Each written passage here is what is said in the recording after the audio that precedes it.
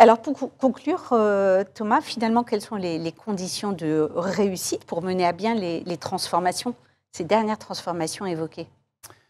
J'en retiendrai 3. Je parlerai d'agilité, d'audace et de confiance. Agilité parce qu'on voit qu'on est quand même sur des périodes où on fait du yo-yo. Il y a des crises qui se télescopent. Elles ne viennent pas les unes après les autres. Elles se nourrissent les unes des autres. La crise énergétique, la crise ukrainienne, l'inflation, la récession, la crise écologique, tout ça va ensemble.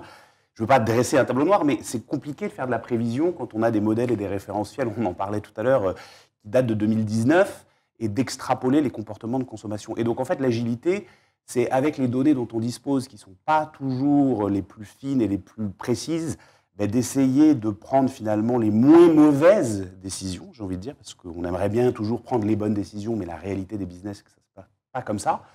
Le deuxième point que je soulignais, c'est la confiance, parce que ce n'est pas simplement les consommateurs qui sont plus exigeants, vous parliez tous les deux d'être plus responsables, tous les trois, mais finalement, les consommateurs, ils veulent des preuves, ils veulent vraiment qu'il y ait non pas de la communication autour de ça, mais des actes, et c'est bien plus souvent les collaborateurs, les fournisseurs, les partenaires qui portent cette parole.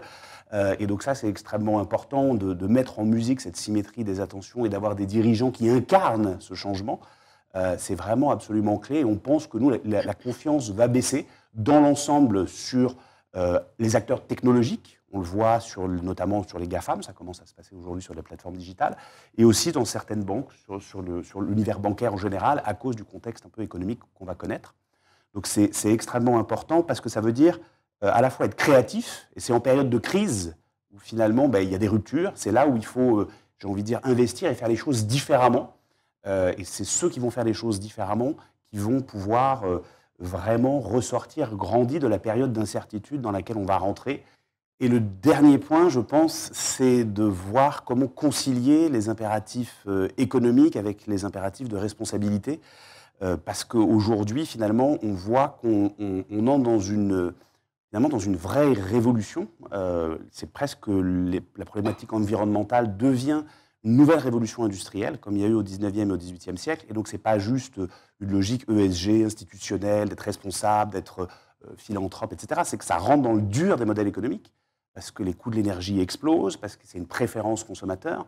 Et donc, c'est là, encore une fois, où il va falloir ces 3 éléments, agilité, audace et confiance, pour arriver à faire rentrer cette problématique environnementale dans l'évolution des modèles économiques, pour les aligner avec les missions des marques.